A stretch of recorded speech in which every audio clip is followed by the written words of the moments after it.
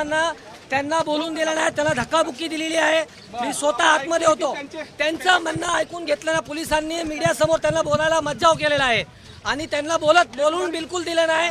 हे मी स्वतः तिथं आतमध्ये होतो, मी 10 वेळा आमदार साहेब वरडून बोलत होते की माझं म्हणणं गोळीबार करण्याचं कारण काय होतं? गोळीबार पोलीस स्टेशनमध्ये केलं ते माहिती नाही, पण मी आतमध्ये होतो। ते बोलले तुम्ही गुन्हा केलाय ना, तुम्ही दाखल केला, पण मला पोलीस कुठे दिली? आता ते आम्ही बघा आम्हाला बघूनच दिलं नाही, आतमध्ये ढकलून दिलं पाठीमागं। मी आतमध्ये होतो। कोणी ढकललं तुम्हाला? मला पण ढकललं ना, आमदार साहेबांना पोलिसांनी ढकललंय। का ढकललं? कारण त्यांना बोलूनच देत नव्हतं मीडियासमोर। त्यांना काय म्हणणं मांडायचं होतं? त्यांचं म्हणणं मला तो माझ्या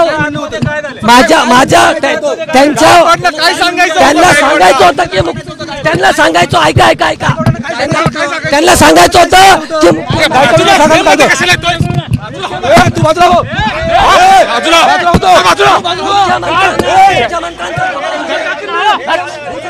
की त्यांच्या पोरा वैभव सेठ गायकवाड यांचं नाव घेतलंय, वैभव सेठ गायकवाडांचं नाव घेतलेलं आहे। वैभव सेठ गायकवाड आणि करण धोत्रा जो होता त्यांचा तो नव्हता, तरी त्याला वैभव सेठ गायकवाडांना काय म्हणणं मांडायचं होतं? त्यांना म्हणणं मानायचं होतं की माझ्या पोराला उगाच नाव नसताना मुख्यमंत्र्यांच्या दबावाखाली त्यांना अटकवण्यात आलेलं आहे।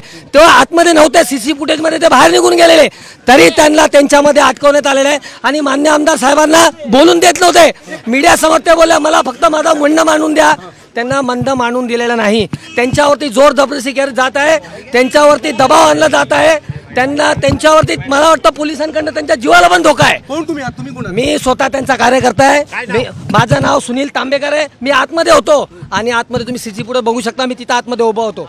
त्या लोकांना म्हणजे सदा मान्य आमदार साहेबांच्या पोराचं नाव उगाच टाकलंय, उगाच म्हणजे त्यांचा मुद्दा म्हणून टाकलेलं त्यांचं नाव आहे, हे मी जाहीरपणे सांगतोय। ते बोलले जजला बोलले। देश विदेशातील प्रत्येक घडामोडींचे लाईव्ह अपडेट मिळवण्यासाठी आता साम टीव्हीच्या सर्व सोशल मीडिया प्लॅटफॉर्मला लाईक, फॉलो आणि सबस्क्राईब करा। तसंच सर्व नोटिफिकेशनसाठी बेल आयकॉन प्रेस करायला विसरू नका।